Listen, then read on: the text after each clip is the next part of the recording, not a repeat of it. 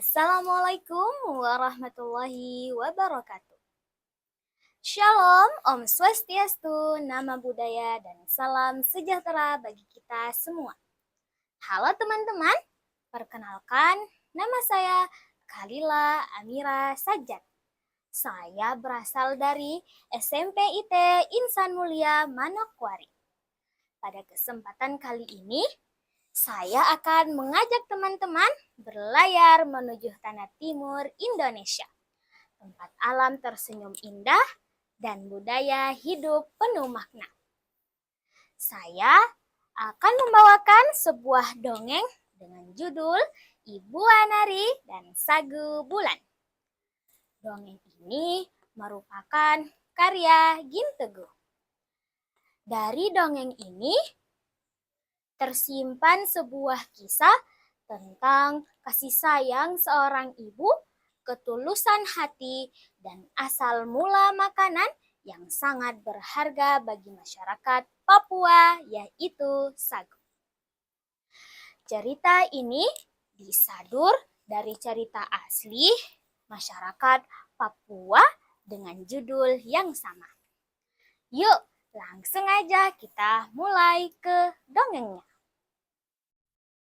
Dahulu kala, di sebuah negeri yang terletak di tepi hutan belantara yang lebat, hiduplah seorang perempuan tua bernama Ibu Anari. Rambutnya putih seperti kapas, tangannya keriput namun kuat, dan matanya bercahaya seperti bintang yang tak pernah padam meski malam gelap sekalipun. Ibu Anari tinggal seorang diri di pondok kecil yang atapnya ditumbuhi lumut hijau. Tepatnya di bawah pohon sagu yang paling tua di seluruh hutan pohon yang katanya telah ada sejak pertama kali bumi belajar bernafas.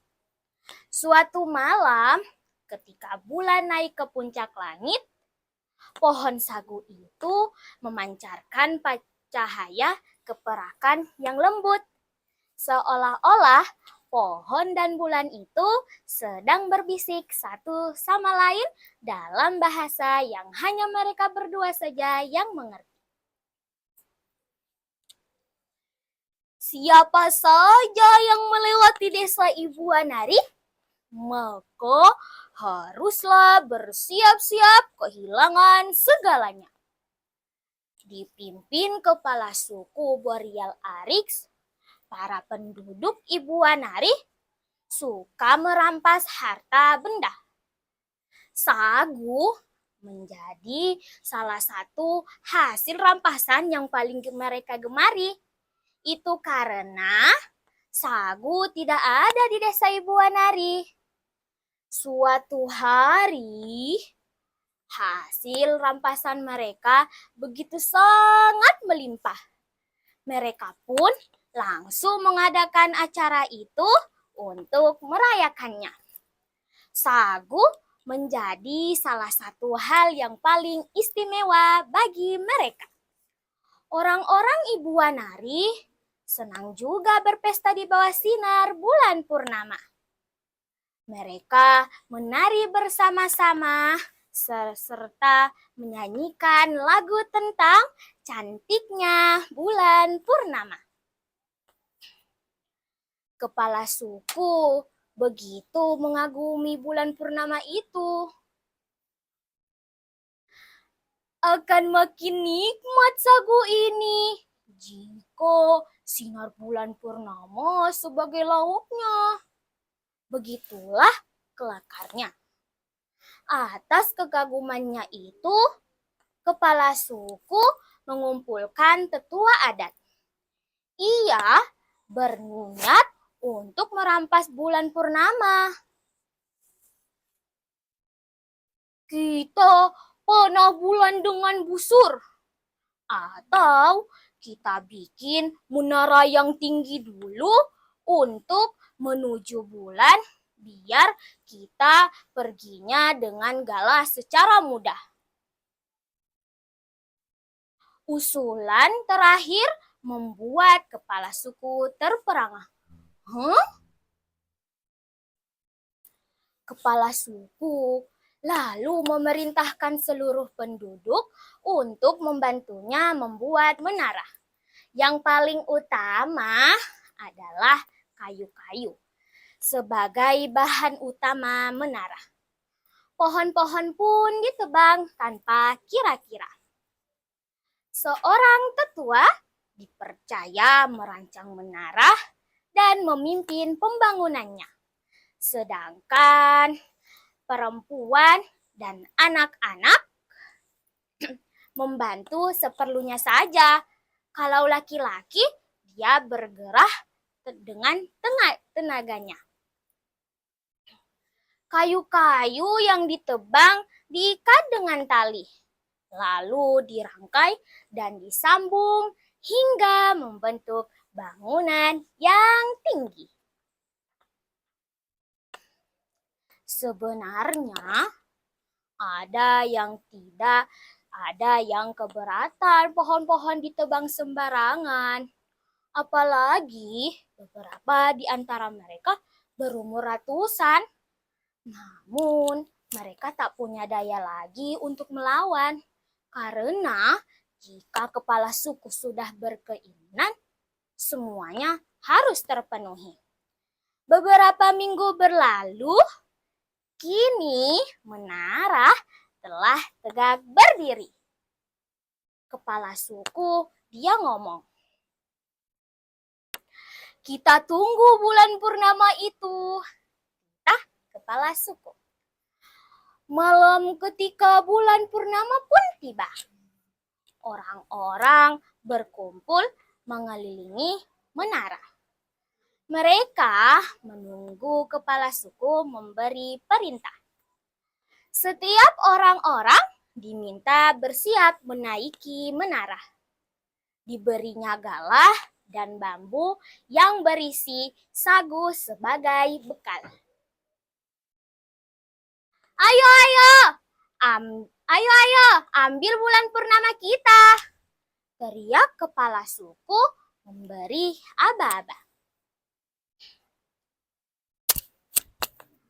Hati serta pikiran kepala suku dan orang-orang Ibu Wanari telah terasuki keinginan untuk memiliki bulan.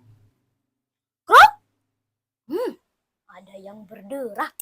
Apakah menara ini kuat menahan kita semua? Salah seorang tetua yang turut serta mulai khawatir. Perutmu itu yang berderak karena lapar, sergah kepala suku. Bulan makin dekat. Kita makan begitu sampai puncak menara saja. Namun, rupanya bukan perut ketua yang berderak. Tetapi karena memang betul kayu menara itu tidak menahan kita semua. Sebagian besar kayu tak hanya bergerak, tetapi juga retak. Bahkan patah. Orang-orang yang menaiki menara berteriak ketakutan. Ha! Ha! Ha! Menara pun rubuh, orang-orang pun terjatuh.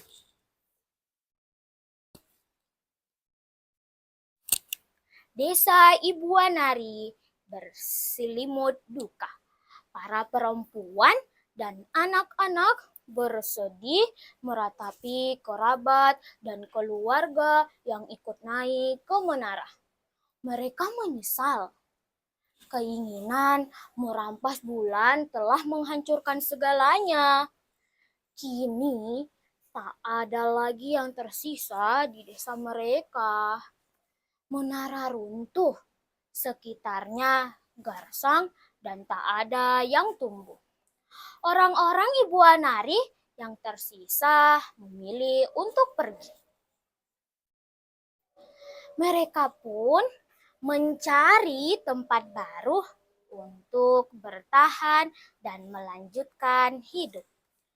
Suatu kali, saat menengok ke desa Ibu Wanari, tunas-tunas pohon sagu pun tumbuh di atas tanah. Mereka pun percaya bahwa rasa penyesalan mereka telah diterima. Itulah akhir kisah ini. Dari sini kita pahamkan bahwa setiap perbuatan baik pasti akan berbalas kebaikan pula.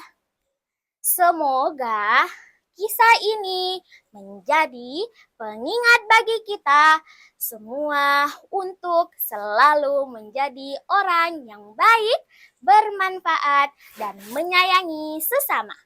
Sekian kisah dari saya. Terima kasih.